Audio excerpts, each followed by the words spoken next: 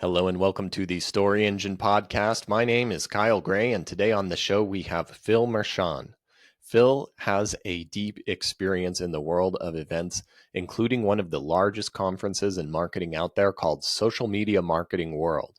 Today we are going to be talking about how he creates unforgettable events and how you can create a special secret sauce, as we're going to learn, to make your events unforgettable and desirable for people to attend over and over again.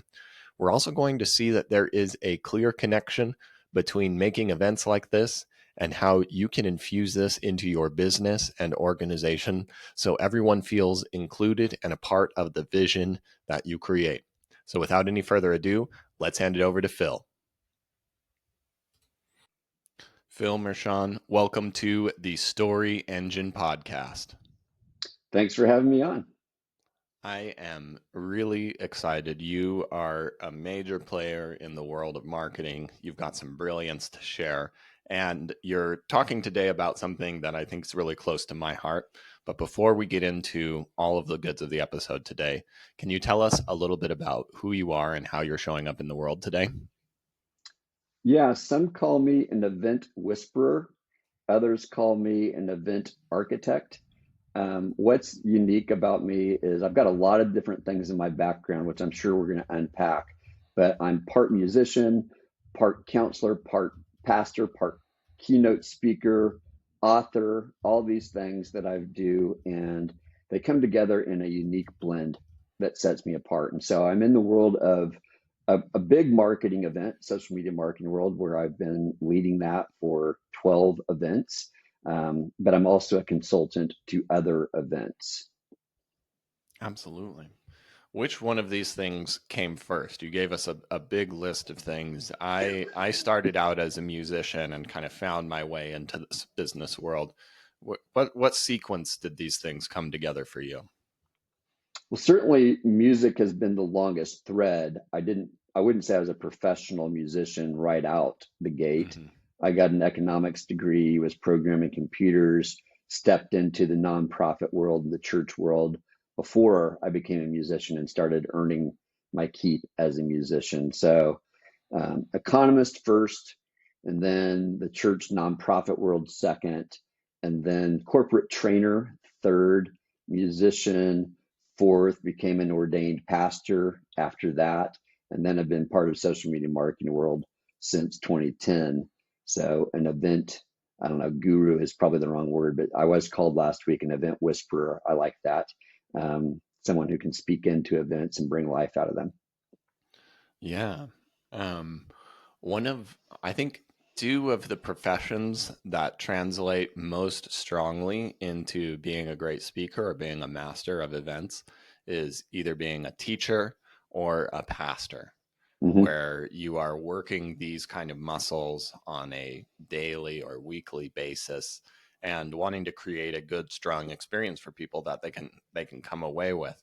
And so many of the greatest speakers that I've seen have also been teachers or pastors, and they've had a lot of practice in those areas. Yeah, I agree with that.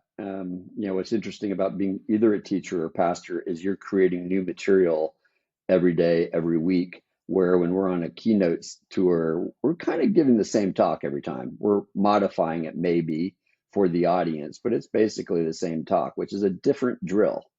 And I've done that. Mm-hmm. I was on 60 college campuses one time where I gave essentially the same talk every night. And that was, I got bored. So I started changing it and it didn't hit. When I changed it, it didn't hit. So I went back. So to your point, absolutely great preparation for the world that you and I live in. Definitely. So tell us now, after running 12 social media marketing worlds, consulting for other events, I'm curious, what do you think makes a great event right now, and where do you see the future going with events? I think there's a lot of really interesting ways that the landscape is shifting for people right now, and I think that events are going to play an even bigger role in the future. But I'm curious what your perspectives are. Yeah. I think since the pandemic, what we've seen in events is people are more concerned about the human dynamic. Yes, they're coming to learn, but they're really coming for the relationships, the networking, the connections, the business that can be done so much faster and more trust built in a short period of time. So I think that part of events is only going to be enhanced. Technology, while important, if it doesn't serve that, it's pointless. And there's new technologies coming out every year. Technologies that came out during the pandemic, some of them are gone because they're not even needed anymore. And with AI, there's so many things that can be reinvented. So AI can't replace the human. You and me having a conversation over a cup of coffee, learning about our stories and seeing the intersections and the ways that we can work together. That is the future of events. It's the past of events. It's why someone's going to get on a plane, train, or automobile or boat, as the case may be, to get to your event. So I think that is where things are going, and making experiences where you're going to meet the right people. So many events are about the people, but they don't do a great job getting people to connect with one another. And to your point, they don't focus on the customer experience where people are feeling like they belong, feeling something that they're going to remember. It's going to be unforgettable, and they remember how they felt. They remember the people they met, the things they learned. They're more likely to want to come back. Those are the things that events have to do right. If they don't do any one of those things right, people have a bad experience. They're either not going to come back, or they actually trash on your reputation, which is the worst thing that could happen for you. Yeah.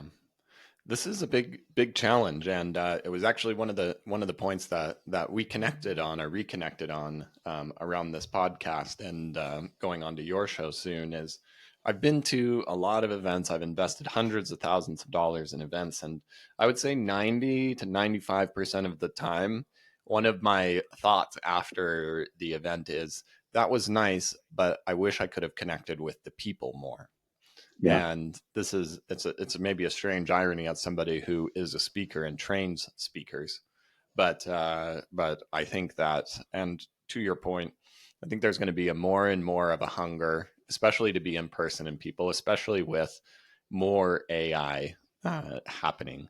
It's getting easier and easier, and I think it's essential that everybody does learn to understand and leverage AI. I think it's one of the most important groundbreaking tools that we've ever experienced. And I also see a lot of people with what I call a lazy AI philosophy. This can be summed up with somebody opening up ChatGPT and saying, "Write me an 80-page book, please," and thinking that that's that. And I see a lot of great leaders and visionaries over outsourcing their creativity, their humanness, their brilliance to the AI, which creates the illusion of productivity, creates the illusion of output, but it can never challenge your thoughts. It can never help you dig deeper.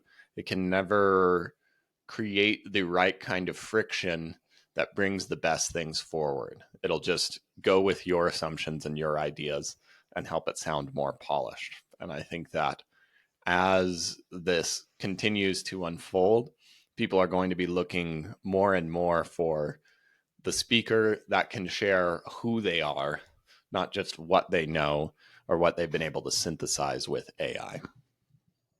Or I'd go beyond that. I think the speaker who creates an experience that unlocks something in you. There's a transfer that takes place within that dynamic that builds upon somebody's life and maybe results in conversations and breakthroughs and ahas, as opposed to it being entertaining or a transfer of knowledge.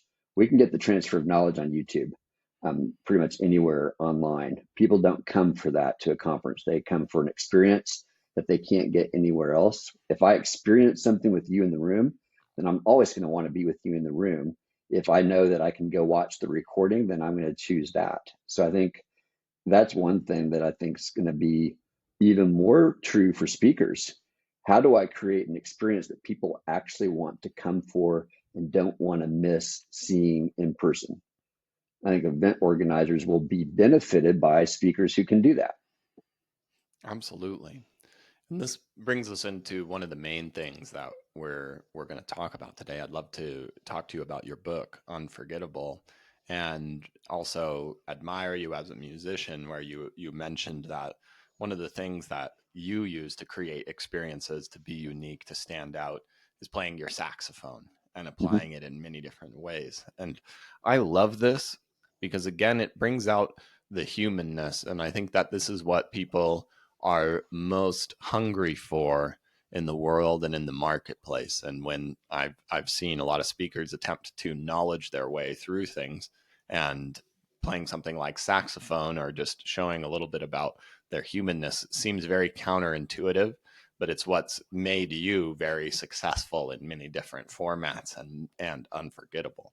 Can you tell us about the book and then a little bit about just your music and how you use it as both a strategic tool and to just enjoy your life more? Yeah, those are two great questions. I'm going to have you come back to the music later so I don't Yeah. forget about it because I want to talk about the book first. So there's really two. Well, the reason I wrote the book, people said to me since my corporate training days, that was the best training or best event that I've ever been to. When I would preach, they would, I would hate to say it, but they'd say I was better than the senior pastor. And that got to my head. And eventually that actually was bad for me because I got really proud about it. But I started thinking, well, why are the events that I'm creating better than others that people go to? At first, I was like, you don't go to very good events if you're saying that. But when you hear it over time, you realize, well, there's something I'm doing. So I set out to write a book to talk about what am I doing that's different. In that process, I stumbled upon this idea. Well, what you want at an event is people to remember it, because if they remember it, they're more likely to want to come back. They're more likely to share it with their friends, which is a big benefit as a marketer, as an event owner. You want that to happen. And so that was the premise of the book, is I need to understand what makes an event unforgettable that will stand the test of time. And so there's two main sections. The first section is kind of digging into the art and science of what makes something unforgettable. And I've got a framework. It needs to be memorable, meaningful, and momentous.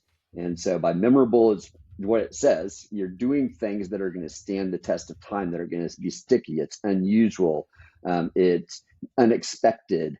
And it's got some element of human connection. The meaningful is I've made you feel something. I've related to who you are. I understand who you are. And I've connected what this event to your story, to your experience.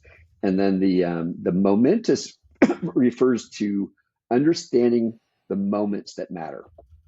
So first impressions matter a lot. Last closing impressions matter. And then there's peak moments. How do I make sure those moments stand out from every other moment? Because I can't create an event with all equal moments. So that's what momentous is really understanding which moments matter and how am I going to pay attention and make those the things that people talk about, the things that they take pictures of, the things that they're going to remember when they go back home. And when you put all those things together and you apply it to different aspects of your event, all of a sudden you now have a plan to make your event unforgettable. And you don't need a lot of things that you're doing. It's just like three things. Come up with three things you're going to do at your event this next time that you know are going to do something that people will remember. And, you know, 2 out of 3 is great. You're gambling at some level. So that's the first part of the book. The second part of the book is how do you create the recipe? Now that you understand what makes something unforgettable, how do you build the recipe for your event? And I use the analogy of baking bread. And if any of the listeners have kids who are like young teenagers, preteen, you know that you can teach them to bake a loaf of bread if you have a good recipe. Because there's really just 4 basic ingredients: flour, water, salt, and yeast. Those are the 4 ingredients. You can bake a loaf of bread with those. Usually you use more than that, but those are the 4 that you have to have. And actually, you could argue you don't need yeast if you want to make unleavened bread, but normal loaf of bread, 4. But here's the deal with an event. People can go put on their own event without a whole lot of background or knowledge. Just like that 10-year-old kid, it's not going to be an artisan loaf of bread that you're going to put into a Michelin restaurant. It's going to be a loaf of bread that's hopefully edible and the family can have it at dinner tonight. Same with that event by a junior person who's putting on their first event, or a business owner who's putting on their first event. It can be serviceable. You've probably seen enough other events that you know some things that you like, but is it going to be something that people are talking about the way they do Tony Robbins events? No, you got to put your 10,000 hours in. And so what I do in that section of the book is break down each of the main elements of an event. We won't go through them in detail here, but give some specific recommendations on each one of those. So just a couple examples. If I'm using the bread analogy, the flour is content. So that's who you train. The speakers, it's the conversations that people are having at round tables. It's the meetups, but it's all things about the things people came to learn. Water is communication. Most events don't do a great job of communicating. This is when this is happening. This is where that's going. These are the things you need to bring, letting people know what they need to know, when they need to know it, where they're likely looking for it. Those are just a couple of the examples. You put all those things together, voila, you've got a better event in places that you can keep getting better. You now add some of those unforgettable elements, and you're starting to create an event that will stand out from everybody else. But now to the music point. That's a loaf of bread. You've got tools now to make a good loaf of bread, a good event. But what's going to make your event in, let's say, the marketing space stand out is you've figured out your secret sauce. You know what makes you unique. You're not trying to say, what are they doing? What are they doing and being different? You're saying, no, who are we? What makes us unique based on the people on our staff, the way we do business, the culture of who we are, and how do we lean into our uniqueness? And so that's why music and saxophone show up at so many things that I do, because that's who I am. I'm a Swiss Army knife. Saxophone is one of the things that I do. And it was probably 25 years ago that I discovered when I said I'm a jazz saxophonist, it was like, I own that. Yes, I am. Am I the world's greatest? No, but I'm going to show up as Phil, the jazz saxophonist, wherever I am and whenever it makes sense. I'm not forcing it, but I bring it to the table. And we do live music at our event. Most events in our space don't. And maybe they shouldn't. And some people don't like the fact that we do, but most people recognize, oh, I like that. That feels more human. I'm getting access. So we've leaned into that as our secret sauce. Someone else, it might be something else. Great way bringing this all back together and not even needing me to remind you about the music. I think that was a great arc of all of these key ingredients. And before we got on the recording, I think one of the most interesting things is that everything that you just spoke to can not only apply to events, but to companies, to organizations. Mm-hmm. Can you give us a little bit of like, what does it mean to apply this same philosophy, not to an event where I'm going to have people for a few days and make an offer, but to a team that I'm leading or an organization that I'm leading? Yeah, so it can start with things like meetings. How many of us have been to meetings that we wish we didn't have to attend? One of my friends says, how many of us have been to meetings that we wish were an email? Right? So it can start with designing the meetings that you're doing, the places where people gather with intention, and making it something that's worth showing up to.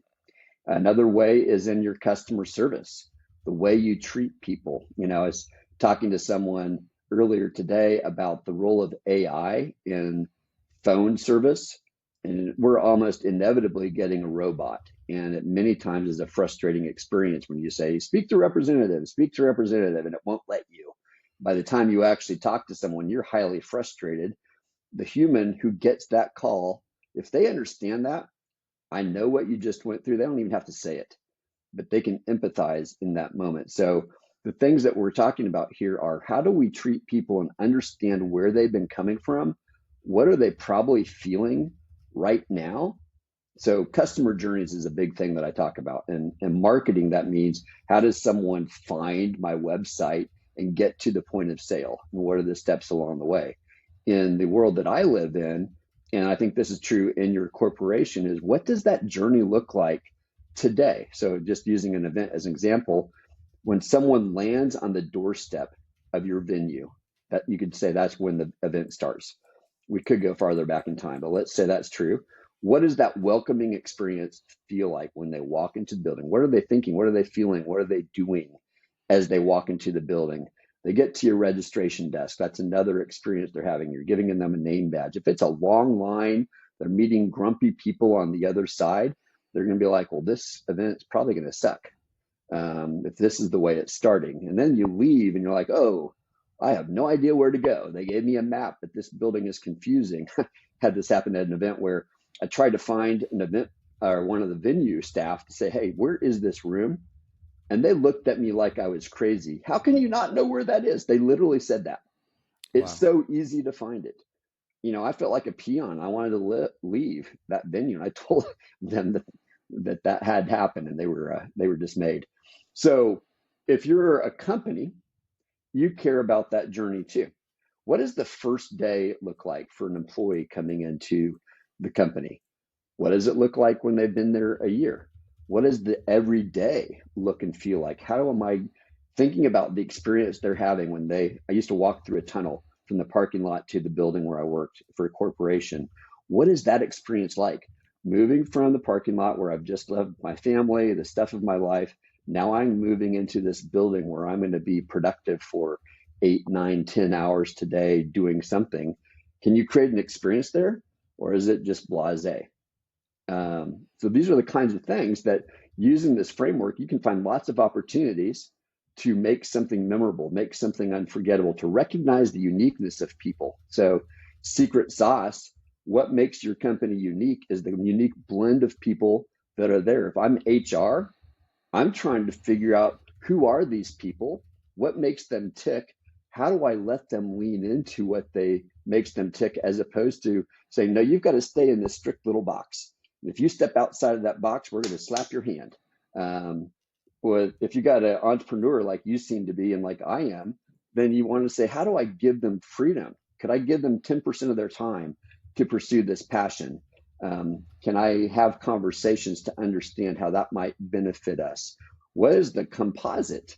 That's the individual. What's the composite uniqueness of this company that sets us apart from everybody else? And that's branding, but it's also understanding what's on the engine, on the inside. We've got a unique culture inside this company that sets us apart. So those are some of the ways this applies to what's happening inside of a company. Okay. Um, for the sake of transitioning into our story crafting, I want to read back, or based on some of the things, I think that there are some symptoms that a company who is forgettable versus unforgettable would be experiencing that they could relate to and would want something like this process within them. And the three things that I've come up with, and tell me if I'm wrong or if there's anything else that we would be remiss to not mention, is I think first, they can't hold on to good team members. Team members are coming and going very quickly, and especially the good ones they can't hold on to, or it's too expensive to retain them. And the only way they know how to retain somebody is to try and spend more money or pay them more rather than anything else. The team, especially if you're at the top level, you're an executive, is not taking ownership of things. And you can't tell if they're lazy or they're just not as smart as you. They can't do things as good as you, and everything keeps falling back onto you, and you're constantly finding yourself putting out fires for everyone else. They're always coming back to you with questions, and you can never seem to get ahead of anything in your work. As far as it seems like we're losing clients or we're having a lot of frustrated people. I bet there's a certain terror. I can think of this particularly in like attorneys, where you were mentioning like an AI phone service. If we don't have an AI phone service, there's just like, how, if somebody calls in, like, do we have the staff? It's too expensive to staff people all of the time. And just having people lost in AIs, how many clients are we possibly losing that are coming to us that want to work with us, but our systems just can't intake them? And then alongside that, with our marketing, we're pouring probably so much money into marketing, not sure what's working, what's not working. everybody has a different hammer and nail solution, and it's always expensive. And then, yeah, I think these are some of the primary symptoms of what it feels like to be a company that's forgettable. Is there anything else that you would cover, or what can you confirm? Or Yeah, I think going a little bit more into that customer experience, if you're not seeing customer loyalty, then you're a forgettable company. So if they feel like you're a commodity, I can go to company A, B, C, or D, and I'm basically going to get the same thing with small variations. You haven't figured out a way to make yourself unforgettable, to be the person that you're going to keep going to no matter what. You know, Coke versus Pepsi, those are two groups of people that will die on that hill. Can your company be one that people will die on in your market? Another one is not just the meetings, but the trainings that we send people to. So if it's internally governed, half day, full day, 3 day training that people go to, and if they dread it and they go back to their desk and they've immediately forgotten it, then they resent you as a company. So this is back to retaining your best people, but it's also the culture. And I would say the culture of a forgettable company is bland.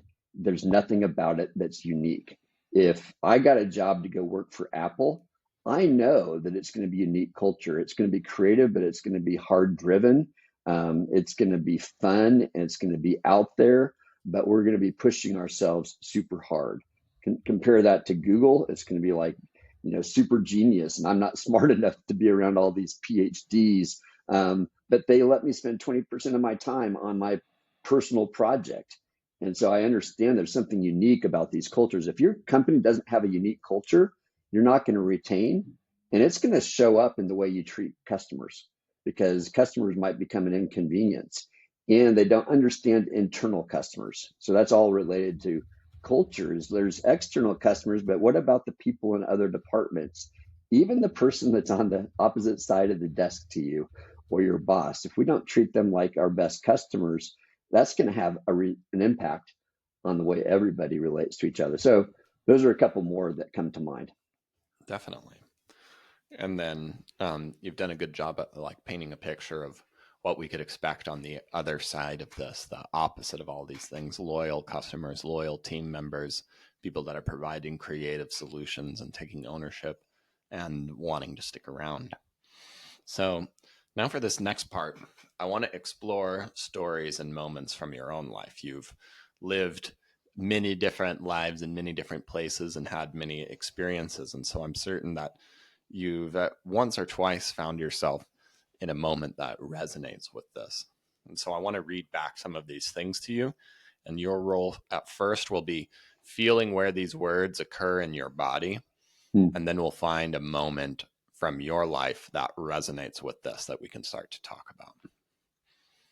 Being in meetings that you wish you didn't have to attend, trainings that your team immediately forgot about that you spent hours working on, losing the good team members that you were excited, and the bad team members are coming back to you with more and more problems. There's no customer loyalty. You feel like a commodity, which probably means they're asking for discounts or just leaving. It's a constant rush to the bottom. And a lot of times, maybe even the customers feel like an inconvenience. You're not sure how people are getting to your website, and you're pouring money into things that you can't tell what's working or what's not. When, Phil, were you inside of or a part of or even witnessing, and maybe some of your consulting journeys, a time where you felt like this and these frustrations of having a company or an organization like this? I don't know if I'm going to remember all of the feelings and stories that I felt as you were going through that, but I remember in my first job out of college, I was programming computers at Boeing, and they had a military division. And I remember going to a training where they had all the department heads come in and train us, everyone who was new within the last period of time. And they trained us on all the things going on. And it was one of those PowerPoint to death presentations. And they weren't aware that their presentations weren't connecting to anybody in the room because they never said, this is an airplane. Vince Lombardi's This Is a Football. They never said, we're building an airplane.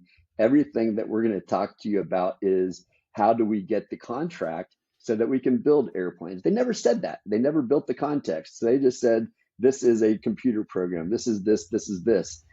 And so I remember thinking to myself, that is so boring. And that was a waste of 3 days of my time. So that is one story that comes to mind. Gosh, there's so many things that you just said. Okay, I remember I was at an event and it was in around 2017. I was standing in line and there was a lady next to me and her name was, we won't make it up, I'll call her April. And we started talking about the book that I was going to write.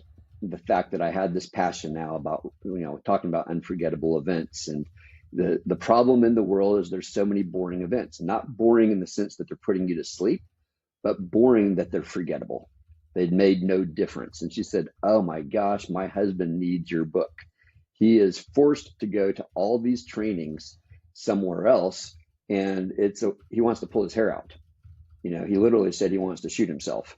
And it's that bad. So those are stories that stand out to me. Another event that I went to, I remember this feeling of getting through registration where the people there were standing in line. By the time I got to the front of the line, I felt like I was an inconvenience to the person that I just wanted to check in. I wanted my badge. They're like, they're frustrated and they're taking it out on me. But that wasn't the worst part. They gave me my bag and my badge. I walked away and we're in a huge building and I had no idea where to go. And I was there alone. And I thought, I don't want anyone else to ever experience this when they come to an event that I produce. I don't want anyone to feel like they don't belong when they get there. Those are 3 stories that come to mind. I don't remember all the other things that you said. I know there were That several was that flashed through great. my You brain. nailed it. All Okay. right. Can you give me a reflection of like what an opposite moment of this, an event that's unforgettable? Maybe something told you, or maybe it's playing your saxophone on stage, or inside of an organization where you did feel included, where the culture was there of something you were proud of or impressed by.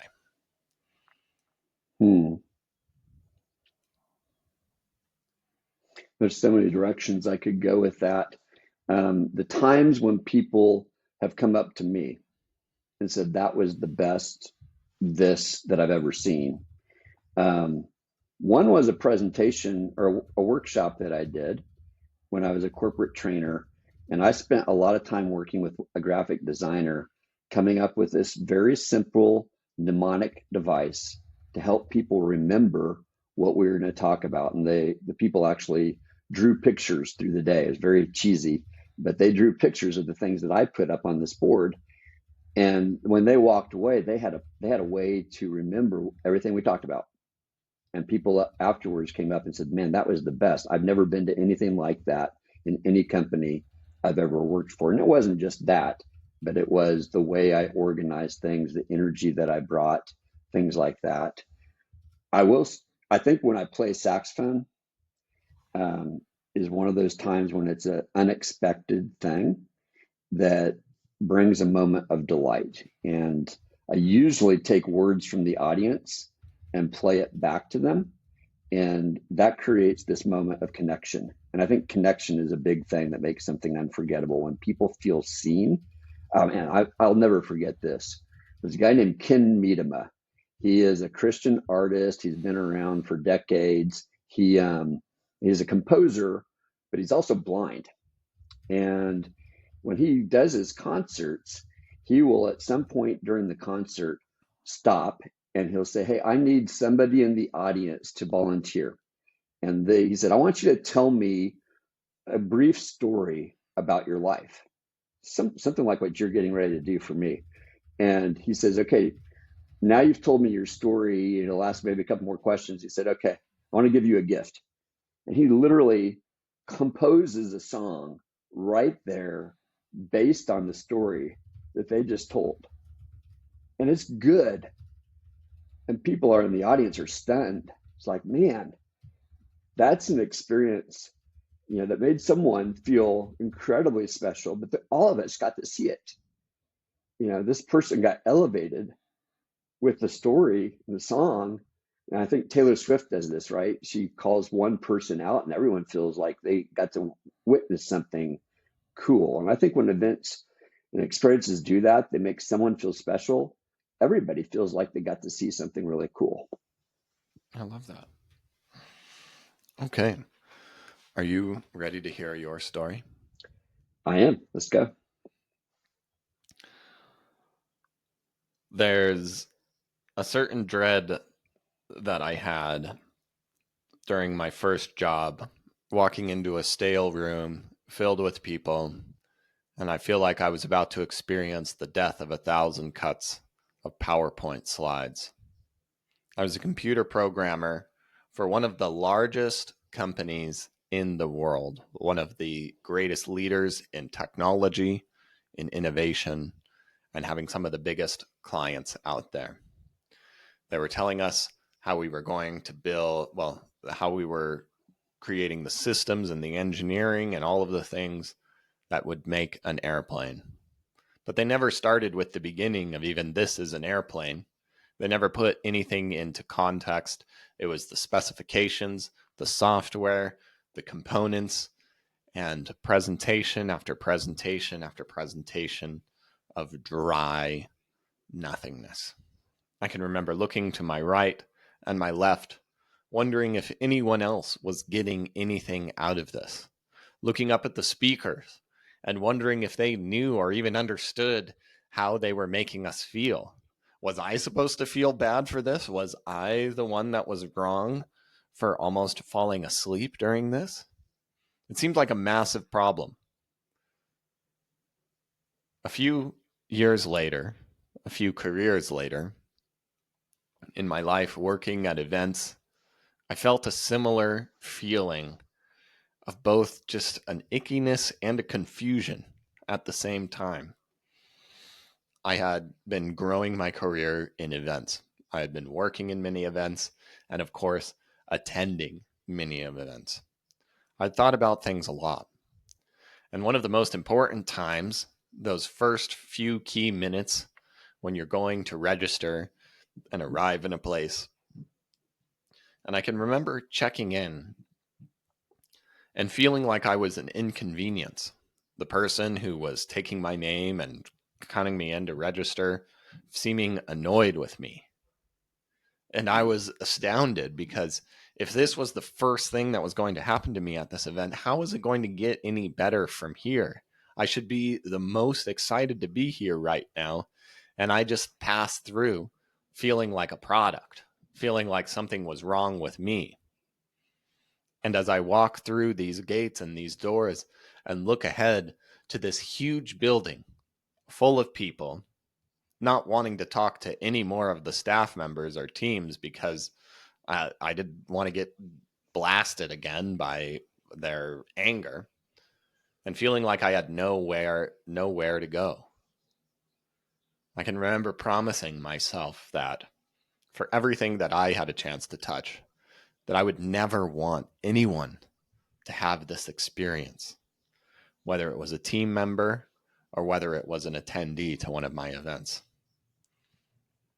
And I started thinking about exactly what the difference was between an event that left me with that sinking feeling or a company with that sinking feeling and what made something excited for me to be a part of, bringing out my creativity, something that I could remember. And I started figuring out what the exact ingredients were that would make things unforgettable. I wanted something, yes, I wanted to make things memorable, something sticky, something unexpected that could keep staying with you long after the highs of the experiences were gone. I wanted it to be meaningful. not just information for information's sake, but something that would make me feel something. And I wanted it to be momentous from the first impression and the first moment to engineering the very peak moments of experience so that whether I was on a team or in a business or hosting an event, that these things could stand out. And I can remember one day sitting in a line at another event talking about this process that I was putting together in a book. And a lady looks at me and she's like, "Oh my gosh, my husband needs your book. He's going to so many of these boring events and forced into so many trainings." And I realized that this process that I had been going through, this hardship that I had experienced firsthand and strove to cure in my own work and events, could help so many other people other than myself. Not just those organizing things for 2 or 3 days, but those leading some of the biggest teams in the world, making the greatest impact. That being unforgettable was not just a client experience, but a team experience, and one of the most important things that you can do in your business. Now, for me, it was these many different moments, sitting through a long PowerPoint or feeling rejected as I should have felt embraced in a registration. For you, this could happen in your marketing. It could be your team members not taking any ownership and you're not sure why. Or it could be simply trying to figure out how to scale, but not having the energy to really do it all yourself anymore. And one thing's for sure, that if we can become unforgettable, then the energy and momentum will work for us instead of against us. And that's what I'm here to teach you to do today.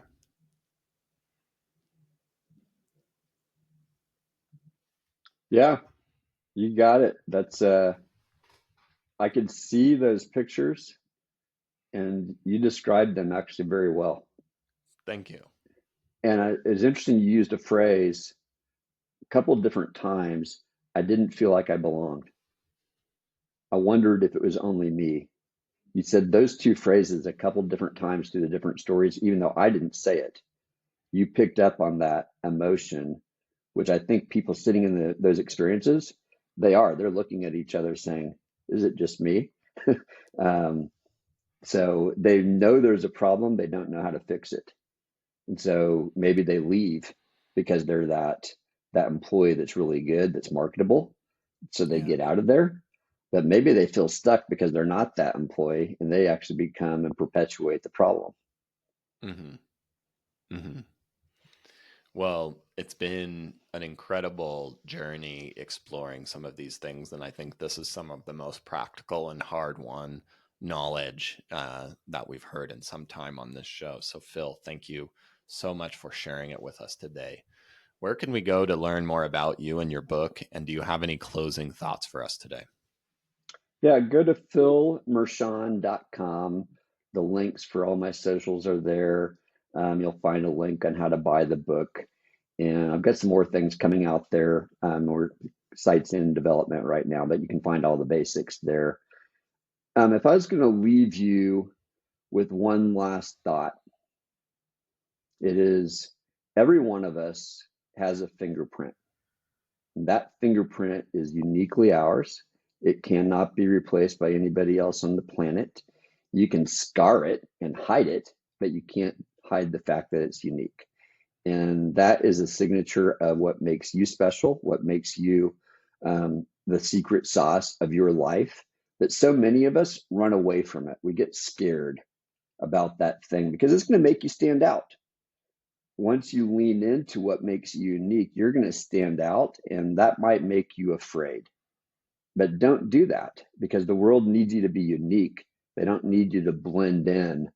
If you're spicy, be spicy. Don't be mild.